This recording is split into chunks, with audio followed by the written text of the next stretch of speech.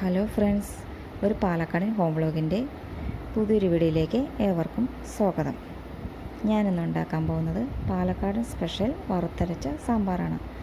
അതിലേക്ക് ആവശ്യമായത് തക്കാളി, വെണ്ടയ്ക്ക, ചേമ്പ് കിഴങ്ങ്, മുള്ളങ്കി, മത്തൻ, കുമ്പളങ്ങ, മുരിങ്ങക്കായ്, കുറച്ച് ചെറിയുള്ളി, ലേശം വെളുത്തുള്ളി, പിന്നെ പരിപ്പ്.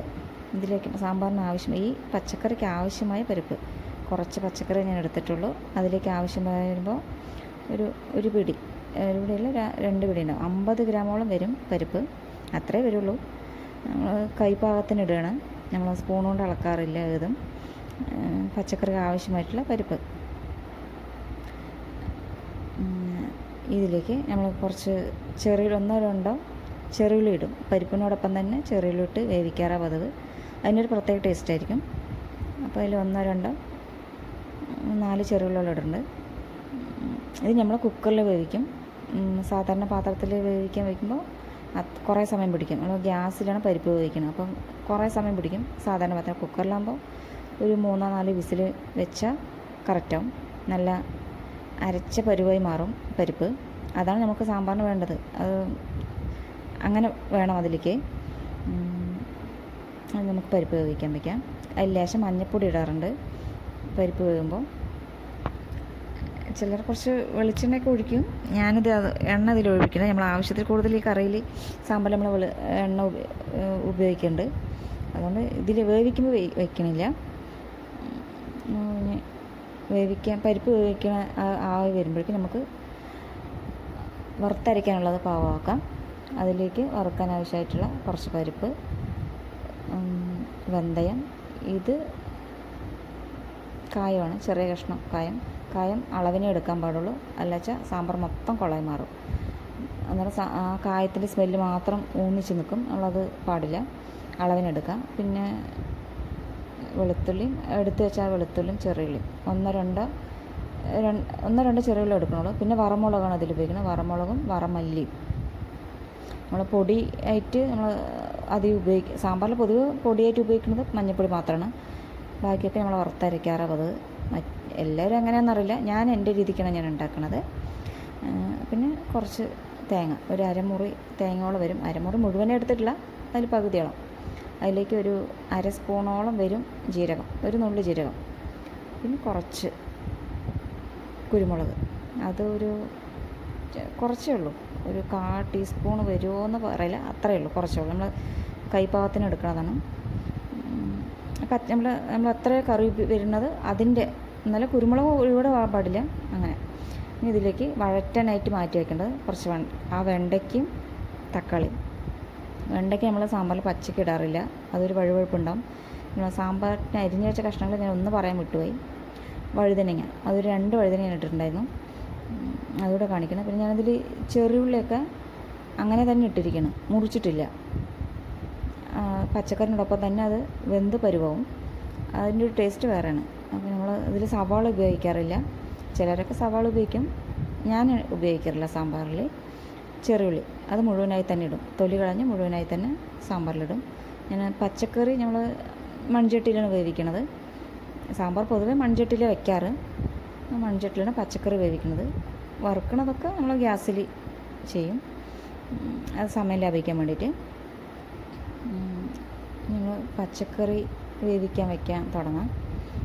ഈ സമയത്ത് നമ്മുടെ പരിപ്പ് ആയിക്കൊണ്ടിരിക്കുന്നുണ്ട്. പച്ചക്കറി വേവിക്കാം. ഇതിലെല്ലാ കഷ്ണങ്ങളും ഇടുക. ആവശ്യത്തിന് വെള്ളം ഒഴിക്കണം. ലേശം മഞ്ഞൾപ്പൊടി ഇട്ടിട്ട് വേണം പച്ചക്കറി വേവിക്കാൻ. വറുക്കണതിലും കുറച്ച് മഞ്ഞൾപ്പൊടി ഇടാറുണ്ട്, പരിപ്പ് വേവിക്കണതിലും മഞ്ഞൾപ്പൊടി ഇടാറുണ്ട്. അത്ര തന്നെ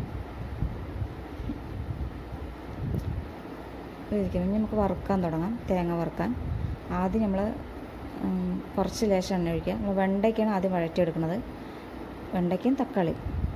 അത് നമ്മൾ എണ്ണ ചൂടാൻ ശേഷം അടി കെട്ടിയുള്ള പാത്രം എടുക്കാൻ പ്രത്യേകം ശ്രദ്ധിക്കണം. അല്ലച്ചാൽ മൊത്തം അടിപിടിച്ച് കരിഞ്ഞു പോകാനുള്ള സാധ്യതയുണ്ട്. അപ്പോൾ അടികുട്ടിയുള്ള പാത്രം എടുക്കുക. അതിലേക്ക് നമ്മൾ വെണ്ടയ്ക്ക ആദ്യം ഇട്ട് വഴറ്റുക. അതിൻ്റെ ഒരു പശ മാറിയെന്ന് കാണുമ്പോൾ തക്കാളി ഇട്ടാൽ മതി. അത് നല്ലപോലെ വഴറ്റിയെടുക്കണം. നല്ലപോലെ വഴറ്റി അത് നമ്മൾ വേറെ പാത്രത്തിലേക്ക് മാറ്റിയെടുക്കണം. ആ എണ്ണയിൽ തന്നെയാണ് അതിൽ കുറച്ചുകൂടെ എണ്ണ ഒഴിച്ചിട്ട് നമുക്ക് തേങ്ങ വറുക്കാം. പ്രത്യേകം വേറെ പാത്രം മാറ്റേണ്ട ആവശ്യമില്ല. ചില ആൾക്കാരൊക്കെ മാറ്റിയിരിക്കും. ഞാൻ എൻ്റെ രീതിക്ക് ആണ് ഉണ്ടാക്കുന്നത്. ഞങ്ങൾ ആ പാത്രത്തിൽ തന്നെയാണ് ഉപയോഗിക്കുന്നത്. അതിൻ്റെ വെണ്ടയ്ക്കും തക്കാളിയും വഴറ്റിയതിൻ്റെ ഇതൊക്കെ അതിലുണ്ടാവും. അതൊക്കെ ഒരു പ്രത്യേക ടേസ്റ്റ് തന്നെയാണ്. അതിൽ എണ്ണ ചൂടാച്ചിട്ട് നമ്മൾ കായം ആദ്യം മൂപ്പിക്കണം. വേദനായ കായം. ഇനി ഇതിലേക്ക് ഉലുവയും പരിപ്പൊക്കെ ഇട്ട് മൂപ്പിച്ചെടുക്കണം. വേവിച്ച പരിപ്പായിട്ടുണ്ട്. നമ്മൾ പരിപ്പ് വറുക്കാനുള്ള പരിപ്പ് ലേശം ഒരു സ്പൂണോളം വരുന്ന പരിപ്പിട്ടുണ്ട്. ഇതിലേക്കുള്ള വെന്തയും എല്ലാം ഇടുന്നതാണ്. അതൊന്ന് മൂത്ത് കരിയാതിരിക്കാൻ പ്രത്യേകം ശ്രദ്ധിക്കണം. ഈ വറുക്കണ സമയത്തും വഴറ്റണ സമയത്തും അടുപ്പിൻ്റെ അടുത്തുനിന്ന് മാറാതെ ശ്രദ്ധിക്കുക. വേറെ ഒന്നിലും ശ്രദ്ധിക്കാതെ അടുപ്പിടിച്ചാൽ പോയി. അതിലേക്ക് ചെറിയുള്ളി വെളുത്തുള്ളി ഇടുക.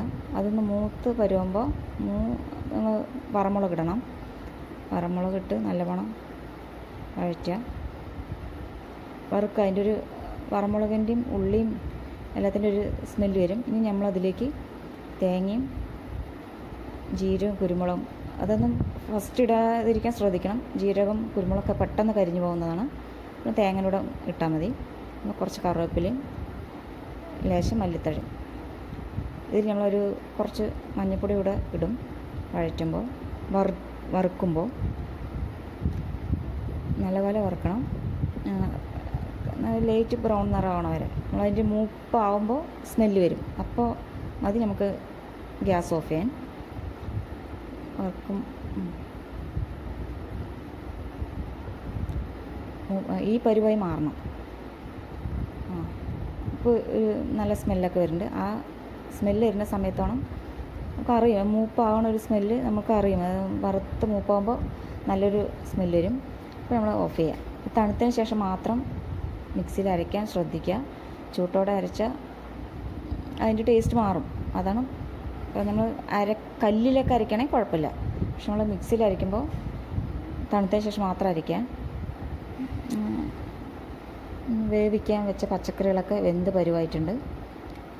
നമുക്കത് നോക്കുമ്പോൾ തന്നെ കാണാൻ പറ്റും. പച്ചക്കറിയൊക്കെ നല്ലോണം വെന്തിട്ടുണ്ട്. ഇതിലേക്ക് നമ്മുടെ പരിപ്പ് വേവിച്ചത് ഒഴിക്കാം. വേവിച്ച് നല്ലപോലെ പരുവായിട്ടുണ്ട്. ഈ പരുവായിട്ട് വരണം. ഇതൊഴിക്കാം. ഇതിലേക്ക് കുറച്ച് വെള്ളം ഒഴിച്ചിട്ട് അത് മൊത്തം വരുന്ന പോലെ ഒഴിക്കണം. പിന്നെ അരച്ച് വെച്ച തേങ്ങ, വറുത്തരച്ച തേങ്ങ അത് അരച്ചത് ഒഴിക്കുക. പിന്നെ ഇത് ഒഴിക്കണത് ഞാൻ വാളംപുളി കുറച്ചണം. പുളി നമ്മൾ സാമ്പാറിന് നമ്മുടെ പുളിപ്പിന് ആവശ്യമുള്ളത്, ഒരുപാട് പുളി പാടില്ല, ആവശ്യത്തിന്. നമ്മൾ വഴറ്റി വെച്ച വെണ്ടയ്ക്കും തക്കാളിയും ഇതിലേക്കിടുക. ആവശ്യത്തിന് ഉപ്പിടുക. ഇത് ആവശ്യത്തിന് വെള്ളം. ആ മിക്സിൻ്റെ ജാറിലുള്ള തേങ്ങയൊക്കെ ഉള്ള കഴുകിയിട്ടുള്ള ആ വെള്ളമാണ്. അതിന് ആവശ്യത്തിന് ഉപ്പ്. പിന്നെ തിളക്കിയിട്ട് കുറേ നേരം തിളയ്ക്കേണ്ട കാര്യമില്ല. നമ്മൾ നേരത്തെ പച്ചക്കറിയും വെന്തു, വെണ്ടയ്ക്കയും തക്കാളി നല്ലോണം വഴൻ്റെതുമാണ്, തേങ്ങ നമ്മൾ വറുത്തരച്ചതാണ്. അപ്പോൾ അതിന് ഇനി ഒന്നുകൂടെ കുറേ സമയം അടുപ്പിൽ വെക്കണം. ഒരു 5-6 മിനിറ്റ് തിളച്ചാൽ മതി. അധികം നേരം വയ്ക്കരുത്, ടേസ്റ്റ് മാറും. നമുക്ക് കടുക് തിളയ്ക്കാം. അത് കടുക് തിളയ്ക്കാനായിട്ട് വറ്റൽമുളക്, കറിവേപ്പില, മല്ലിത്തഴ. കടുക് തിളയ്ക്കുമ്പോൾ കടുക് കരിയാതിരിക്കാൻ അതും ശ്രദ്ധിക്കണം.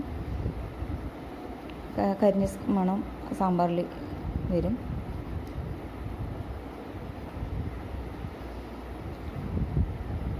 എണ്ണ ചൂടായി. നമുക്കിനി കടുകിടാം.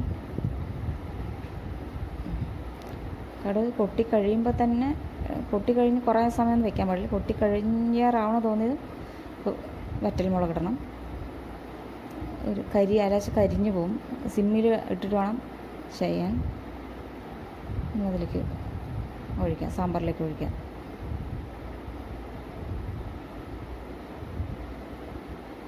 അതൊഴിച്ച് നല്ലപോലെ ഇളക്കി ഒരു 5 മിനിറ്റോളം അടച്ചു വയ്ക്കണം. എന്നിട്ട് നമ്മൾ കഴിക്കാനെടുത്താൽ മതി. ഒരു 5 മിനിറ്റോളം അടച്ചു വയ്ക്കാം. ഭക്ഷണം കഴിക്കുമ്പോൾ അത് നമുക്ക് സാമ്പാർ ഇത് പലഹാരത്തിൻ്റെ കൂടെയൊക്കെ ഉപയോഗിക്കാം, ദോശൻ്റെ കൂടെയോ ഇഡ്ഡലിയുടെ കൂടെയോ ആപ്പത്തിൻ്റെ കൂടെയൊക്കെ ഉപയോഗിക്കാം. ഞാനിത് ചോറിൻ്റെ കൂടെയാണ് ഉപയോഗിക്കുന്നത്. ഇങ്ങനെ തന്നെയും കഴിക്കാം. ഇതിനോടൊപ്പം നമുക്ക് പപ്പടം വറുത്തതോ മുട്ട പൊരിച്ചതോ അച്ചാറോ ഒക്കെ കൂട്ടി കഴിക്കാം. പലഹാരം ദോശയുടെ ഇഡ്ഡലിയുടെ കൂടെയൊക്കെ നന്നായിരിക്കും, ചോറിനൂടെയും നന്നായിരിക്കും. ഈ വീഡിയോ ഇഷ്ടപ്പെട്ടെങ്കിൽ എല്ലാവരും ചാനൽ സപ്പോർട്ട് ചെയ്യാൻ മറക്കരുത്.